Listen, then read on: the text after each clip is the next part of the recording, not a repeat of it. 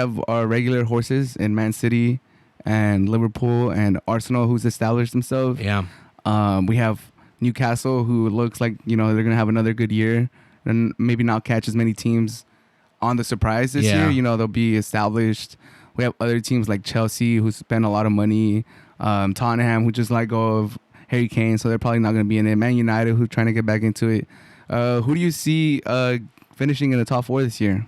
I think the top 4 is going to be Man City, Arsenal, Liverpool, United. In terms of the order, I think my early prediction is going to be that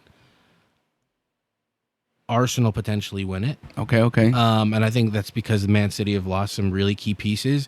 But granted, there are still 2 weeks left in the transfer window. Yeah. Right. So I think that it is gonna be super interesting just how these teams end up getting built up, because I do think that Man City still have some business to do. I wouldn't be surprised if Arsenal signs somebody else also. But as it stands, I would. Right, I think they need Declan to. Rice, bro, they used all their budget on Declan Rice. Yeah, I mean, they signed Timber also. They, granted, they have a really good team, but they're playing in Europe this year, right? They're playing in the Champions League. So those, especially for teams that are newer to the competition. I mean, Arsenal have been there in years past, but it's been a bit since they've been there. And Newcastle, it's going to be a long time since they've been playing in the Champions League. I think those extra games are really going to take a toll on them. And I think the same will be for Man City, just given the fact that they've lost some super key contributors in Amares and in Gundogan, and I don't think that they've done enough to replace those players. It's really hard to replace those players, but I mean, they're still such a sick squad. They're such they play such a style of play that if they lose Silva though, if they lose Bernardo Silva, they won't win. I don't see them winning. And what's his name got hurt, his hammy. De Bruyne got pulled up in the first 30 minutes, which absolutely killed my fantasy Premier League team. So I mean, I'm gonna make the swap now. I'm gonna definitely. I didn't get Haaland because he cost too much, because I put money in De Bruyne. Yeah. But I'm definitely gonna make that swap. But I think sleeper Morgan Gibbs White. Hey, no, bro, he's a baller. He's a baller. But no, that's the way that I imagine the top 4 is gonna be. I think the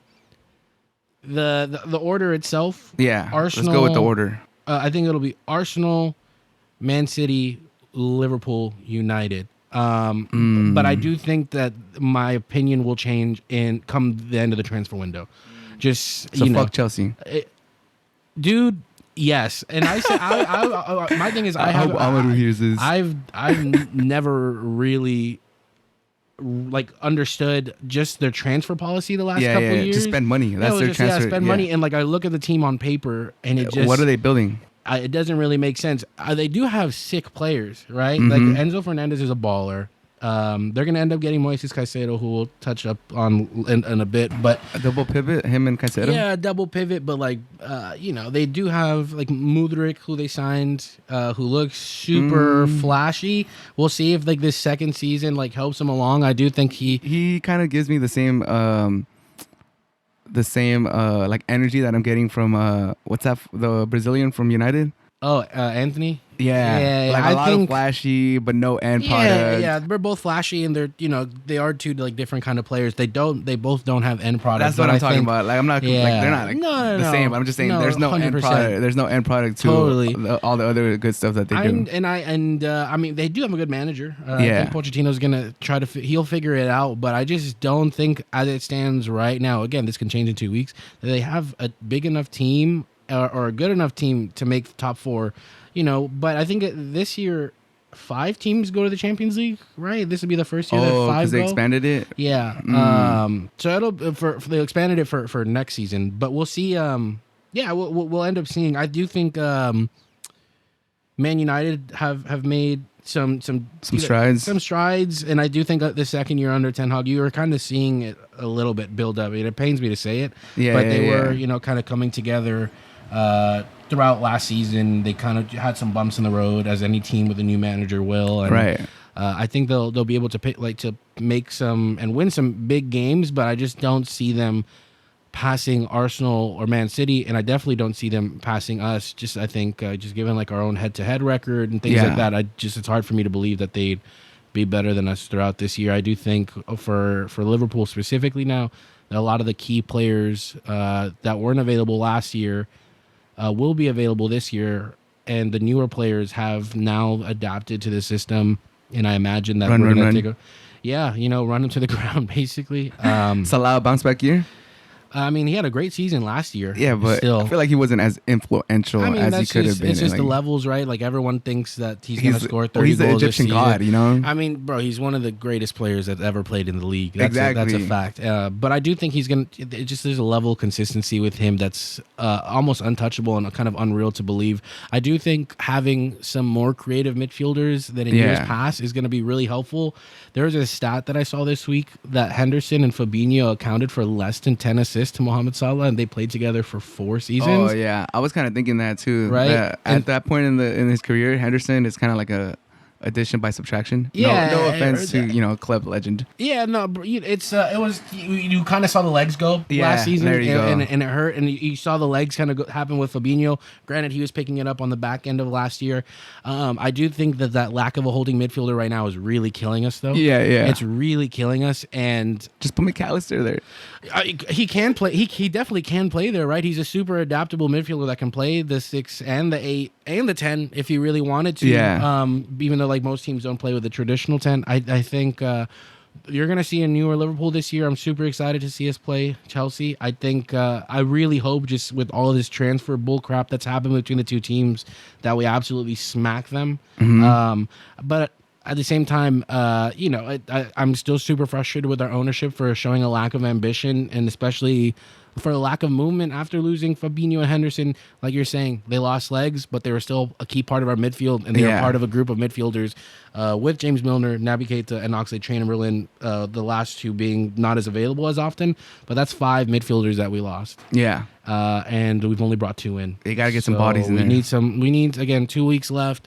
I really hope they continue to sign more players and really help us push forward. Because I do think if we get a solid 6, we could be battling for Man City and Arsenal at the top, just given the amount of games and the strength of their schedule in comparison to ours. I mean, it sucks to not be part of the Champions League this year, but I do think it allows us to really focus on having a successful domestic season. And I think if we're able to fill it up, we could be competing with those 2 teams at the top. Also, a lot of people are kind of moving on from Liverpool already. Like they're kind of like thinking like the reign of terror is over, you know? Yeah. They're kind of saying like this, like, I don't know. Usually Liverpool going into the season, it was very optimistic. Like they're going to fight against City, you know, for the championship the last few years. But like from what I've been hearing, it kind of looks like it's Arsenal, City, and then Liverpool. A lot of people are even predicting that, like, you know, this might be Klopp's last year, or like you know, Klopp's history, like his tenures with teams. You know? No, totally. And I think it's valid. You know, we live in a world where it's like, what have you done for me lately? And truthfully, last year, Liverpool were absolutely abysmal. I mean, we did get hit by the injury bug, but when we did have everyone back, we still weren't putting together results. And it was just really an unfortunate year. We have nobody to blame but ourselves for a lot of what ended up happening this year. I do think defensively, we still have some ways to go, even though we have Van Dijk, and, you know, granted, he is a couple years older now, and he's not the same exact player that he was when everyone was, unanimously naming him the best defender in the world. Yeah. For my money, he's still there. I'm not going to say that he hasn't like dropped in quality a little bit, but I still just think that he was just that much better than everyone else. But that's not to say that there aren't other defenders that are right there, you know, right. touching at his heels. But that's just my opinion. I do get to see him week in, week out. So obviously there's a little bit of bias there, right? But I still think with him, and if Konate are able to stay healthy, that is one of the best center back partnerships in the Premier League and throughout Europe as well. But again, we're relying on them to stay healthy, which they have not been able to do the last couple seasons. So it is kind of a point of worrisome for us as Liverpool 100%. Fans. But I still have faith that we can really string together some results, especially to start the season off. Right. And it starts against Chelsea. Mm-hmm. And also, one more time, just to reiterate, your top 4, you said Arsenal, City, Liverpool, United. Yep.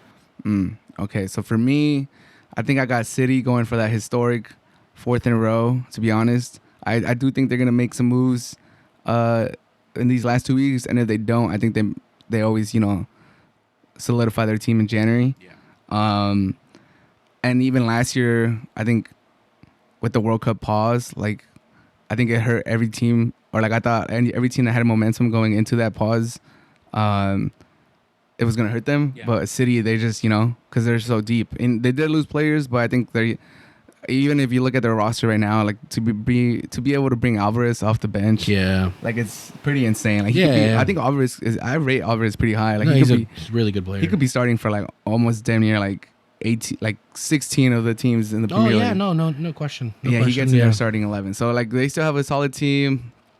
I think I would truthfully say he probably starts for 18 of the teams. He's quality, dude. Like sometimes Gabriel Jesus, I used to think kind of the same thing about him. Like I was like, oh, he could start for a lot of teams. Bro, Alvarez is not, like the fact that they have him on the bench, like that's he's unreal, bro. He has insane quality, insane speed. I mean, it's a shame that he has the best striker in the world right in front of him. Yeah, but that's such a great problem to have if you're Man City. Two strikers. Nobody plays a 4-4-2. It's not a thing. Exactly. But I still think City goes for that 4th in a row. I don't think they get another treble or anything, but we're just talking about the Premier League right now. Yeah. I do think Liverpool passes Arsenal. In my prediction, I think they go second. I think Arsenal falls to third. Still have a really good year. And then for 4th, that's where it gets a little iffy. I want to say Newcastle. I like Newcastle. I think people are kind of saying that because they're going to play Champions League this year, right? Yeah. Yeah, that they're not going to, they don't have the squad depth. But yeah. That's my reasoning. Yeah. But, I want to believe. Yeah, I totally. like the storyline, dude. I like the storyline. I like their stadium looks fucking sick every time I see them on TV. Yeah. I'm a huge fan of Miguel Almiron. So I'm a little biased, dude. I want them to do good, so I'm gonna put them in 4th. And then after that, it just becomes like probably like United or something. Yeah. It's I totally hear you on the Newcastle thing. I think they've made some serious strides. Their investors came in and have really put a lot of money into signing some quality players. Isak too. Oh, he's unreal, bro. He's so unreal. Sick. That was so sick. Unreal. That was a player that I had wanted to take a leap when he was at Sociedad. I thought there was a lot of different teams that could have used his services. Yeah. And it was kind of wild to me that, I mean, it makes sense. Newcastle had the funding, so he has the money. Bro. But he's a quality player, and it's going to be fun to watch him this year. Yeah, but I don't have United making top 4. And I don't have Chelsea making top 4. Obviously, I don't have Tottenham. We'll see what they do with their money, though. They have 2 weeks. They have 2 weeks. New manager, right? Completely new manager. I think that they're going to really fall. I think there's a chance that they're going to be like what Chelsea were last year. Yeah. And they'll rebuild for the following year. And I do think it'll be like a full rebuild. I think that they'll sell Heung-min Son, who's just got named captain. They should build their team again around Richarlison. Is that what you're saying? No, I think they should build a team around James Maddison, who I imagine will probably stay. That's not to say that he's some crazy good midfielder, but it's for the Premier League, it's not a bad person to be able to have. I think if you're building your team against around him, you're not going anywhere. But I do think that their ambition is going to be very different come next year. I think that's the only reason why I say that. It'll be like it'll be kind of like what the Leicester City was of a few years ago, where you're fighting for like a European spot. And I do think that they'll be there. In a couple years. Yeah, for starting next year. So I think that they're going to enter a full-on rebuild mode. They are a big team, so there is potential that doesn't happen. But I do think when you lose the greatest player that's ever played for your club, who's consistently giving you 2010, 2015 seasons, it's going to hurt. Richarlison scored 1 league goal last year. Yeah. We'll see. One league goal, and it's not from a lack of playing. It was hilarious. I mean, he scored it against us. I was livid. I was absolutely fuming that the 1 goal he scored all season was against Liverpool. But I mean, I just don't think they have enough quality across. Right. I totally agree that they're not going to be competing for top 4. And losing Harry Kane is huge. And losing him at this period of the transfer window too. But they should have done better at letting him go. Yeah. Right? Yeah, they were a little too stubborn. Yeah. And it kind of played against them because they didn't give him to City, and now City has Haaland, and obviously Haaland's better at this point. Yeah. So they play themselves.